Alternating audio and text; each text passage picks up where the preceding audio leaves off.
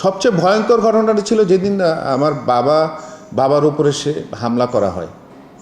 নির্বাচনের দিন নির্বাচনের কেন্দ্রে পুলিশ, বিজিবি, যত প্রশাসন আছে তাদের সামনে আমার বাবাকে ওই দিন হত্যা করার জন্য বারবার স্ট্যাবিং করা হয়।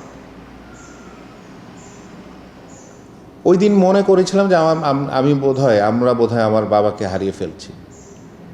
এবং আজ পর্যন্ত আপনারা জানেন যে তখন আমরা কোনো মামলা করতে পারিনি সেই ঘটনার বিরুদ্ধে। মামলা নেওয়া হয়নি, মামলা আমাদেরকে থানায় যাওয়ার কোনো সুযোগ দেওয়া হয়নি।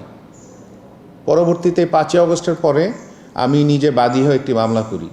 আপনারা জানেন যে পুলিশ বাহিনীকে ঢেলে সাজানো হচ্ছে। এখনও পর্যন্ত পুলিশের যে শক্তিটা দরকার সেই শক্তি এখনও অর্জন করতে পারেনি, এবং আমরা সহ যত রাজনৈতিক দল সহ এলাকাবাসী সবাই সহযোগিতা করে যাচ্ছে পুলিশ বাহিনীকে যে শক্তি অর্জন করা তাদের প্রয়োজন সেটি যাতে তারা অর্জন করতে পারে।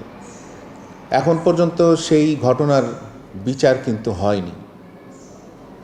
আমি প্রত্যাশা করি যে এর ন্যায় বিচার হবে এবং সেই ন্যায় বিচারের মাধ্যমে যারা দোষী তাদের সাজা তাদের ভোগ করতে হবে। কিন্তু ওই অনেক ঘটনার মধ্যে সেইটি অনেক ভয়ঙ্কর ঘটনা ছিল। এরকম বহু ঘটনা আছে, আসলে মানে আপনি নাম্বারিং করতে পারবেন না যে আসলে কোনটি 1 নাম্বার কোনটি 2 নাম্বার। এই মুহূর্তে আমার মনে হচ্ছে যে সেইটি সবচেয়ে ভয়ঙ্কর ঘটনা ছিল আমাদের পরিবারের জন্য। আমরা সেদিন তাকে মনে করেছিলাম যে আমরা তাকে হারিয়ে ফেলব।